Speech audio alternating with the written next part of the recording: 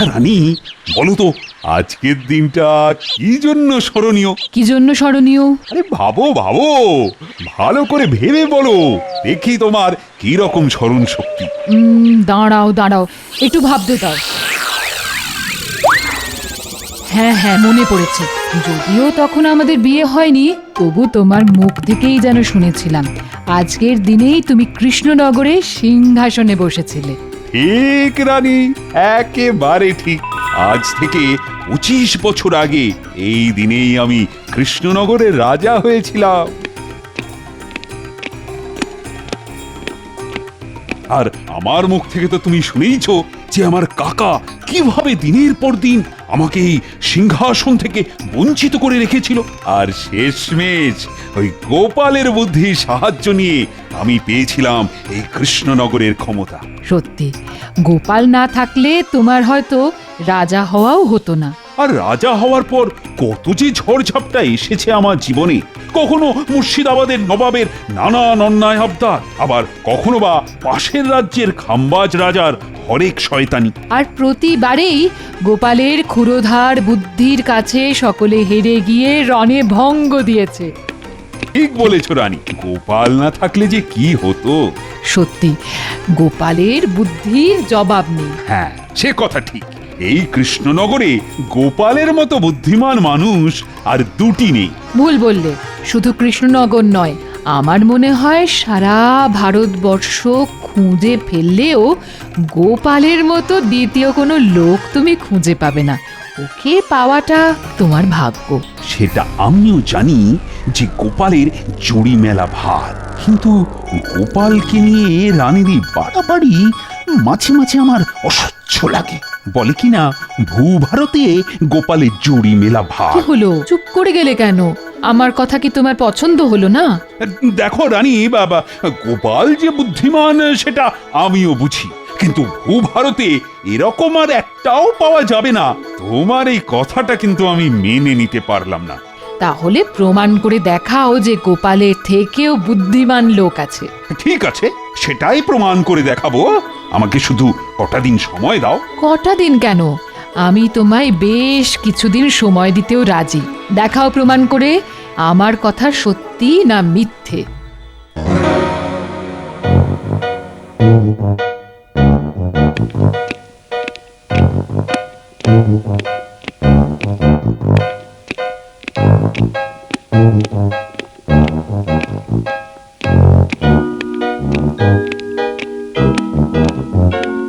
আমায় ডেকেছেন মহারাজ? হ্যাঁ হ্যাঁ, একটা বিশেষ পরামর্শ আছে তোমার সঙ্গে। আমি ধন্য হয়ে গেলাম মহারাজ। কেন ধন্য হয়ে গেলে কেন? বারে হব না? আজ অবধি যাবতীয় পরামর্শ আপনি তো গোপালের সঙ্গেই করে এসেছেন। আজ হঠাৎ গোপালকে ছেড়ে আমাকে ডাকলেন, ধন্য হব না? ওহ, বাজে না বকে শোনো। বুদ্ধি খাটিয়ে অনুসন্ধান করে এমন একটা লোককে খুঁজে বের করতে হবে যার বুদ্ধি হবে গোপালের থেকেও বেশি। গোপালের থেকেও বেশি বুদ্ধিমান? হ্যাঁ, গোপালের থেকেও বেশি বুদ্ধিমান, যে বুদ্ধি দিয়ে গোপালকে নাস্তানাবুদ করতে পারে। এরকম লোক খুঁজে পেলে আমি তোমার মাইনে দ্বিগুণ করে দেব। মাইনে একেবারে দ্বিগুণ? হ্যাঁ হ্যাঁ, দ্বিগুণ। ঠিক আছে, আমি আজ থেকেই কাজে লেগে পড়ছি। রে বাবা রে, আমার কি কপাল রে বাবা! হ্যাঁ, একেই বলে কপালের নাম গোপাল। আমি তাহলে আসছি মহারাজ।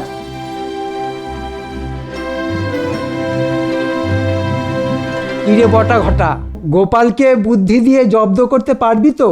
পারলে মহারাজের কাছ থেকে অনেক পুরস্কার পাবি। মাফ করুন মন্ত্রী মশাই। হ্যাঁ, মহারাজের কাছ থেকে ওই পুরস্কারের লোভে গোপালের সঙ্গে টক্কর দিতে গেলে আমার ওই কাঁচা খোঁচা সব খুলে ছেড়ে দেবে। হ্যাঁ, বুঝতে পেরেছি, তুই একটা ঢ্যাঁড়স। তা বটা, তোর তো খুব কুটবুদ্ধি। পারবি গোপালকে হারাতে? একবার ভেবে দেখ, যদি তাকে হারাতে পারিস তাহলে মহারাজকে বলে করে আমি তোকে গোপালের জায়গায় বসিয়ে দেব। আগে গোপালকে জব্দ করতে তো খুব ইচ্ছে করে, কিন্তু কি করে পারবো বলুন তো? গোপালের সামনাসামনি হলেই যে আমার সব কুটবুদ্ধি ফুট করে উড়ে যায়। ও হচ্ছে একটা বুদ্ধির দেওয়াল। কখন যে কোন দিক দিয়ে কার ঘাড়ে হেলবে কে বলবে? না না মন্ত্রী মশাই, ও আপনি যতই মন্ত্রিত্বের লোভ দেখান না কেন, ওসব জব্দ করার মধ্যে আমি নেই। অপদার্থ, তোদের সব কটার মাথায় ঘিলু বলে কোনো বস্তু নেই। যা আছে তা শুধু মাথা ভর্তি গোবর। যা, দূর হয়ে যা, দূর হয়ে যা চোখের সামনে থেকে। ঠিক আছে যাচ্ছি, তবে অনুমতি পেলে যাওয়ার আগে একটা কথা বলতে চাই। বল। আমাদের মাথায় যখন গোবর, তখন নিজে একবার চেষ্টা করে দেখুন না। আমি পারলে কি আর তোদের ডাকতাম? তাহলে আপনার মাথাতেও গোবর আছে বলুন। শুধু গোবর নয়, একেবারে একেবারে ওই ষাঁড়ের গোবর। কি এত বড় কথা? আমার মাথায় গোবর? দাঁড়া দেখাচ্ছি। ওরে ঘটা, পালা পালা পালা, উড়ি বাবা রে বাবা।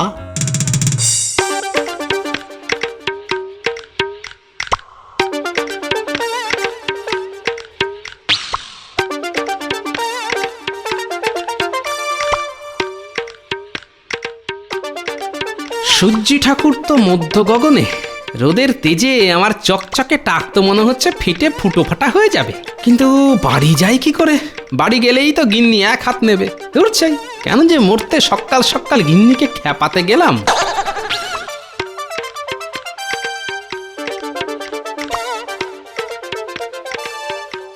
হেরি, বটা ঘটা এরকম ছুটতে ছুটতে আসছে কেন?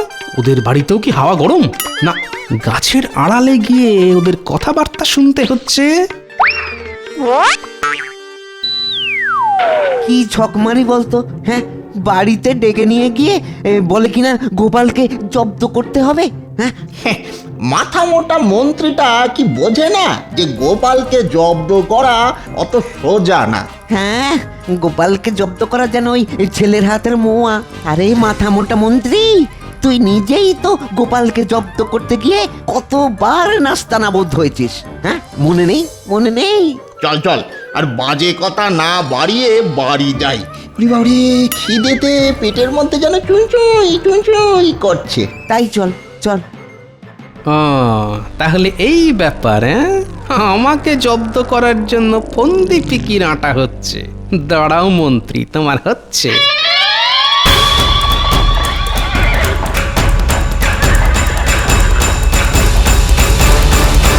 কি বলছো কি মন্ত্রী? বুদ্ধি দিয়ে গোপালকে জব্দ করতে হবে? সেই জন্যই তো আপনার কাছে আসা হুজুর। তা কৃষ্ণচন্দ্রের হঠাৎ এমন ইচ্ছে হওয়ার কারণ? এই সুযোগে একটু রং চড়িয়ে বলে গোপালের ওপর নবাবকে আচ্ছা করে খেপিয়ে তুলতে হবে। কি বলবো কি হুজুর, ঘটে একটু ঘিলু আছে বলে গোপালের আজকাল দিমাগ খুব বেড়ে গেছে। কিরকম কিরকম? আমরা তো কোন ছাড়, মহারাজকে পর্যন্ত মানুষ বলে মনে করে না। হ্যাঁ, যখন ইচ্ছে রাজসভায় আসে, আবার যখন ইচ্ছে চলে যায়। মহারাজ কিছু বলতে গেলে বলে বোকাদের রাজসভায় সেই একমাত্র বুদ্ধিমান। তাই নিরুপায় হয়ে গোপালের দিমাগ ভাঙতে মহারাজ আপনার শরণাপন্ন হয়েছেন। না না না না, এসব এসব একেবারেই চলতে দেওয়া যায় না।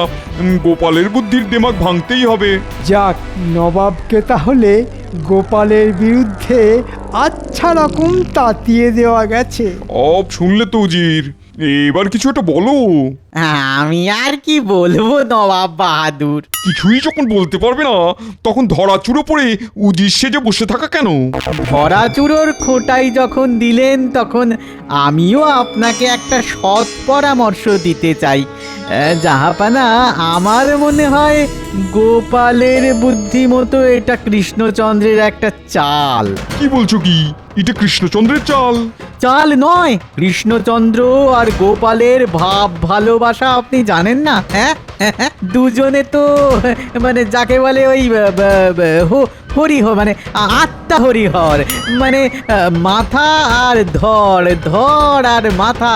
তা ধর করতে চায় মাথাকে জব্দ, এটা আপনি বিশ্বাস করতে বলেন? হ্যাঁ, কথাটা মন্দ বলনি উজির, তাই তো এটা নিশ্চয়ই গোপালের পরামর্শে কৃষ্ণচন্দ্রের একটা চাল। আর আর আর আর আর ওই চালে একবার আপনাকে জড়িয়ে দিতে পারলেই গোপাল আবার আপনাকে বোকা বানিয়ে গোহারান হারিয়ে দিতে পারবে। হ্যাঁ এই মরেছে, এ তো উল্টো বুঝলিরাম হয়ে যাচ্ছে দেখছি। নবাবের যেরকম মাথা গরম, তাতে তাতে না আমাকেই আবার। উজির, আমার তলোয়ারটা কোথায়? এক্ষুনি এক্ষুনি নিয়ে আসছি জাহাপানা। কেন কেন জাহাপনা?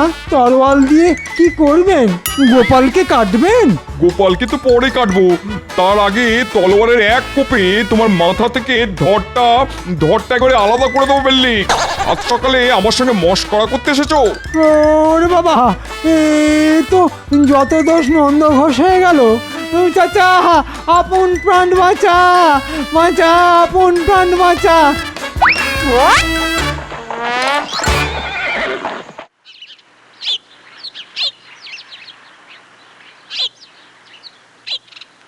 না মহারাজ, পারলাম না। এমন একজনকেও পেলাম না যে বুদ্ধি দিয়ে গোপালকে টক্কর দেবে।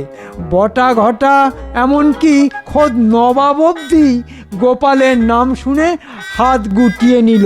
বুঝতে পেরেছি, তুমি আসলে একটা অকর্মা ঢেঁকি। শুধু অকারণে গোপালের পেছনেই লাগতে পারো, কিন্তু বুদ্ধির জোরে গোপালকে জব্দ করার জন্য আসল কাজের কাজ কিছুই করতে পারো না। যাও যাও, দূর হয়ে যাও আমার সামনে থেকে। না, এবার আমাকেই কিছু একটা করতে হবে। রানীর কাছে আমায় প্রমাণ করতেই হবে যে ভূভারতে গোপালই একমাত্র বুদ্ধিমান ব্যক্তি নয়। আয়, কে আছো? আজ্ঞা করুন মহারাজ। এক্ষুনি সেনাপতি, রাজজ্যোতিষী, রাজপণ্ডিত, রাজবৈদ্য আর সভা কবিকে আমার ঘরে ডেকে নিয়ে এসো। গিয়ে বলো যে এক বিশেষ আলোচনা আছে।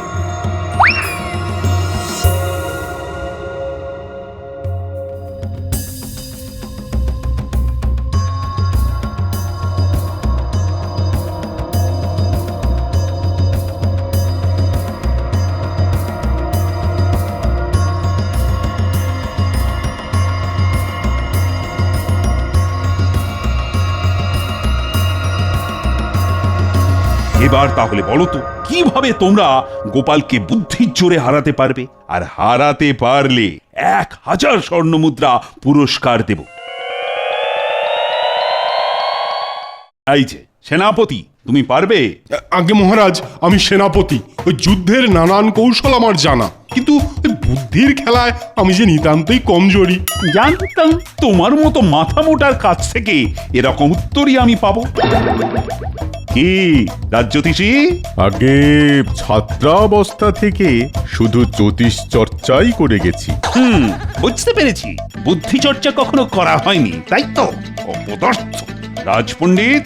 আগে আমার গুরু বলতেন বুদ্ধির চর্চা করতে গেলে জ্ঞান চর্চা বাধাপ্রাপ্ত হয়, আর আমি ছোটবেলা থেকেই তো জ্ঞানের সাধক, তাই। আর বলতে হবে না, তোমার বাহাদুরি আমি বুঝে গেছি। আসলে তোমরা সকলেই বুদ্ধিতে একেবারে অষ্টরম্ভা। তাহলে বাকি রইল শুধু সভাকবি। হে রাজন, আমি ভাব রাজ্যে বাস করি, বুদ্ধি আর ভাবে যে সদাই আড়ি। থাক থাক থাক, অনেক হয়েছে।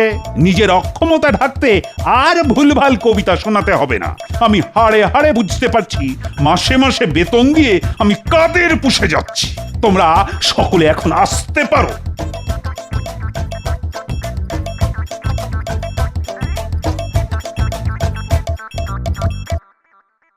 কি মহারাজ, গোপালের থেকেও বুদ্ধিমান লোক খুঁজে পেলে? এখনো পর্যন্ত পাইনি, তবে পাবো। কোনো দিনও পাবে না। আমি আবার বলছি, ভূভারতে এমন কোনো লোক খুঁজে পাবে না যে বুদ্ধি দিয়ে গোপালকে হারাতে পারে। আমি বিশ্বাস করি না, নিশ্চয়ই কেউ আছে। তা হয়তো আছে, আর আমার দৃঢ় বিশ্বাস যদিও বা থাকে তাহলে সে হচ্ছে গোপাল। মানে অতি সোজা, গোপালের সমকক্ষ একমাত্র গোপাল। তোমার কথার মাথামুন্ডু তো কিছুই বুঝতে পারছি না। পারবে পারবে, ঠান্ডা মাথায় একটু ভাবলেই ঠিক বুঝতে পারবে।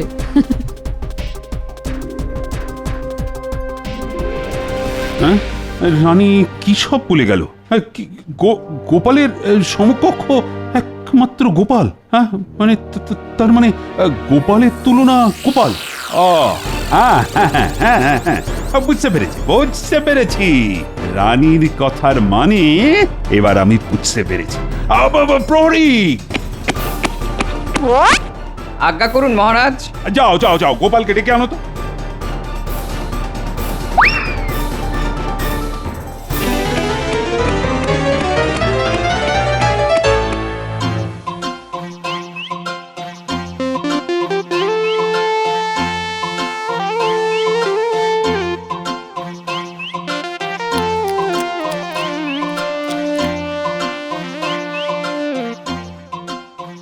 গোপাল, মহারাজ তোমায় জরুরি তলব করেছেন।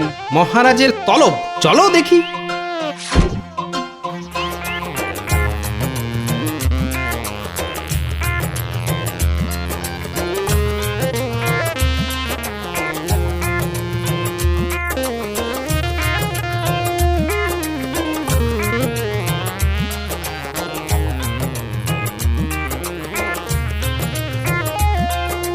মহারাজের জয় হোক।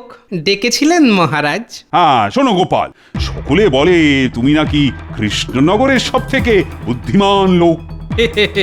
তা বলে বই কি। তোমার রানীমার ধারণা ভূভারতে নাকি তোমার মতো বুদ্ধিমান লোক আর নেই। রানীমা বুদ্ধিমতী, তাই তো বুদ্ধিমানের কদর বোঝেন। থামো, বাজে বকবক না করে যা বলছি সেটা মন দিয়ে শোনো। বুদ্ধিতে তোমার সমকক্ষ একজন লোক আমি পেয়েছি। এখন বুদ্ধির পরীক্ষায় তাকে যদি হারাতে পারো তাহলে তোমার চাকরি থাকবে, আর না পারলে কি হবে বুঝতে পারছো তো? বুঝতে পেরেছি মহারাজ। এবার বলুন সেই বুদ্ধিমান লোকটা কে, কোথায় তার বাড়ি? এই কৃষ্ণনগরেই তার বাড়ি। কৃষ্ণনগরে? আচ্ছা মহারাজ, তার নাম? তার নাম গোপাল ভাঁড়। তা কৃষ্ণনগরের গোপাল ভাঁড় তো আমি। তার মানে আপনি বলতে চাইছেন আমাকে আমার নিজের সঙ্গে বুদ্ধির লড়াই করতে হবে? ঠিক তাই। আর এই লড়াইতে যদি জিততে পারো তাহলেই তোমার চাকরি থাকবে, আর না হলে দূর হয়ে যাবে আমার রাজসভা থেকে। কথাটা মাথায় ঢুকেছে? কিন্তু কোনো কিন্তু নয়, তোমাকে 3 দিন সময় দিলাম। 3 দিন পর রাজসভায় এসে ফলাফল জানাবে। যাও, এখন তুমি আসতে পারো, যাও।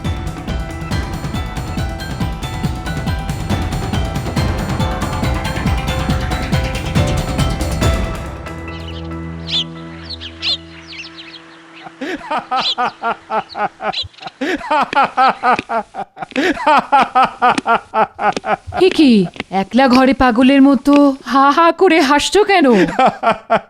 রানী, তুমি বলেছিলে না গোপালের সমকক্ষ একমাত্র গোপাল? হ্যাঁ, বলেছিলাম তো। তাই গোপাল বনাম গোপালকে এবার লড়িয়ে দিলাম। দেখি এবার বুদ্ধি দৌড়ে কে হারে আর কে জেতে। তবে এমন চাল চেলেছি না যে গোপাল আর মুখ দেখাতে রাজসভায় আসবে না। আমি বলছি আসবে, পাল্টা চাল দিতে ঠিক আসবে, কারণ ওর নাম গোপাল।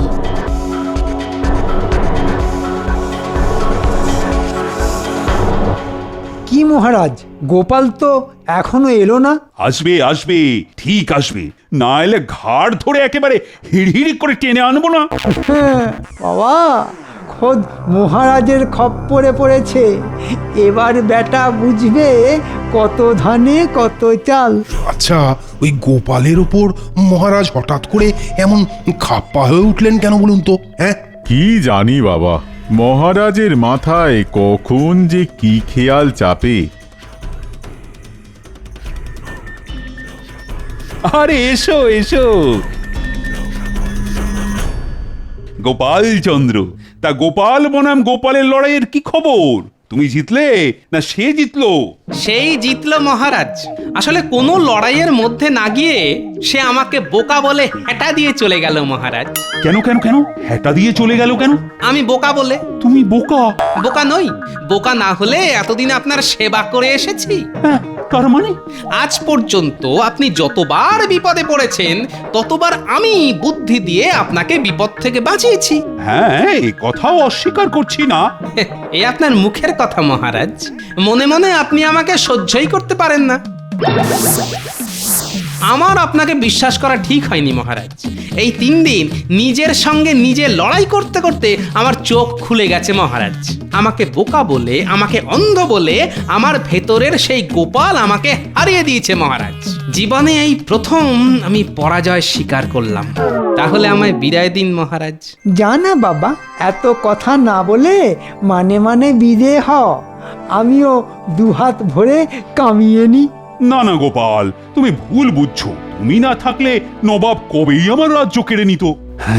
তুমি আমার সব। এইবার দেখুন মহারাজ, আপনাকে কেমন জব্দ করি। কি গোপাল, হাত চুপ করে আছো কেন? বলো। আরে তুমি চলে গেলে আমি কার ভরসায় রাজ্য পার চালাবো? এই তো আমার সভাসদদের ছিলি। কেন মহারাজ সেই গোপালের ভরসায় চালাবেন যে আপনার এতদিনের চেনা এই গোপালকে হারিয়ে দিয়েছে? ও, তাই বলো। যাক বাবা, বাঁচালে। তবে মহারাজ, আমাকে যা বেতন দেন সেই বেতনে তো ওই গোপাল থাকবে না মহারাজ। তাহলে কত দিতে হবে? দ্বিগুণ বেতন। নয়, হ্যাঁ দিলে রাখুন, না হলে ছেড়ে দিন। এ বাবা, এই তো তুমি আমায় বড্ড জব্দ করলে গোপাল।